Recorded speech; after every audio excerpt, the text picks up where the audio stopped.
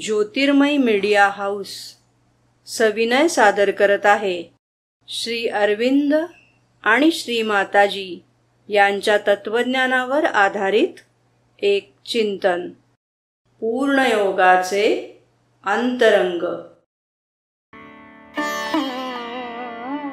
नमस्कार.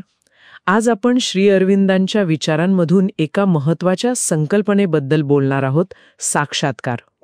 आज आपण समजून घेऊया की श्री अरविंदांच्या मते हा जो सघन साक्षात्कार आहे तो म्हणजे नेमकं काय आणि साधनेमध्ये असे अनुभव साधारणपणे कधी येतात यावर जरा बोलूया. हो, नक्कीच.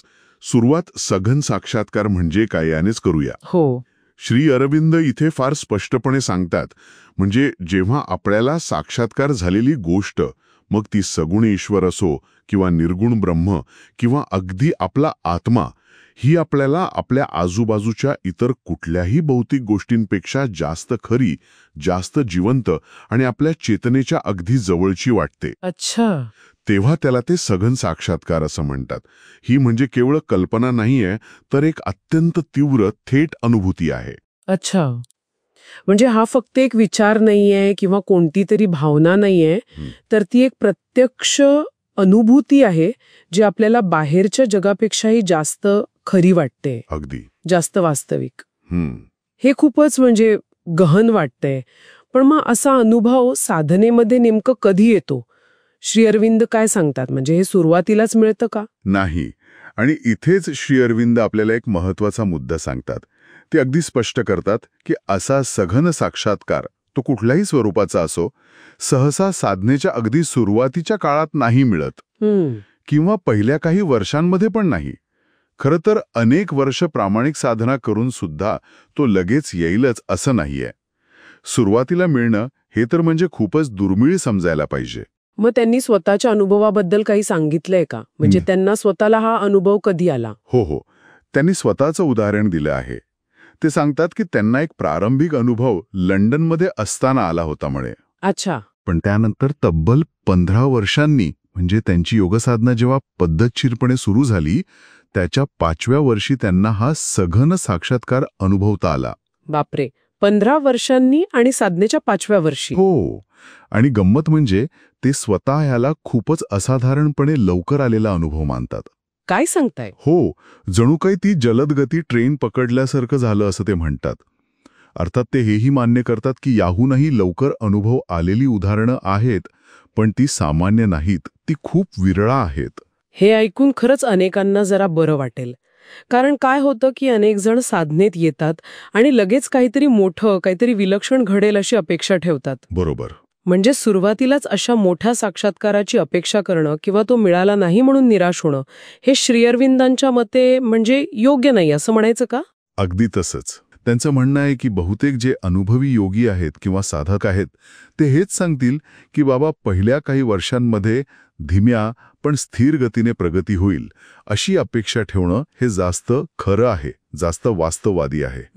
कारण असे परिपक्व अनुभव येण्यासाठी आपली प्रकृती, म्हणजे आपलं मन, आपला स्वभाव, आपली सगळी चेतना, ती तयार व्हावी लागते. तिला पूर्णपणे ईश्वराकडे वळायला वेळ लागतो. बरोबर.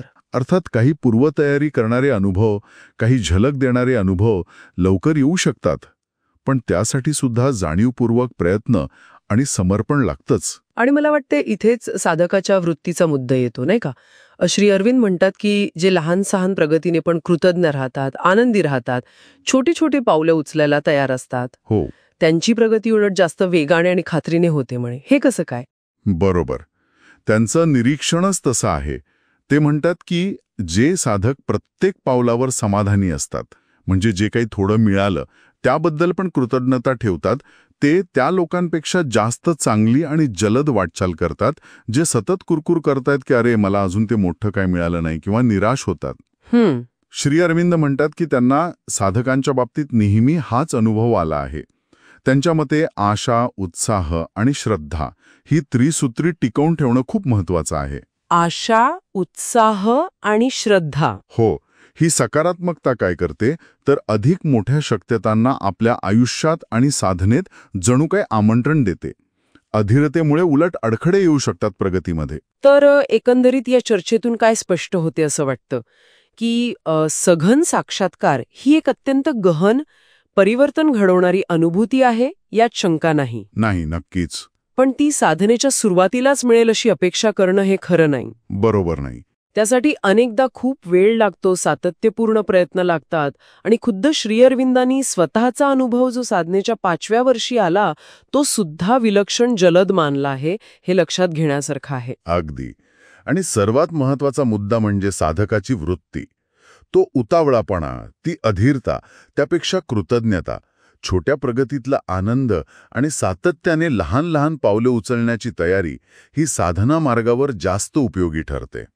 श्री अरविंदांच्या निरीक्षणाप्रमाणे अशी सकारात्मक वृत्ती म्हणजे ती आशा, तो उत्साह आणि ती श्रद्धा, हे जर टिकवून ठेवलं तर प्रगती अधिक खात्रीने आणि तुलनेने वेगाने होऊ शकते.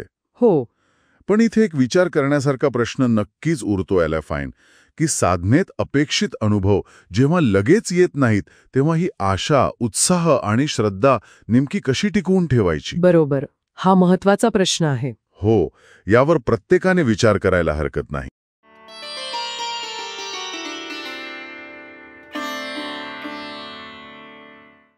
धन्यवाद. उद्या पुन्हा भेटूया आपल्या ऑरो मराठी चॅनलवर.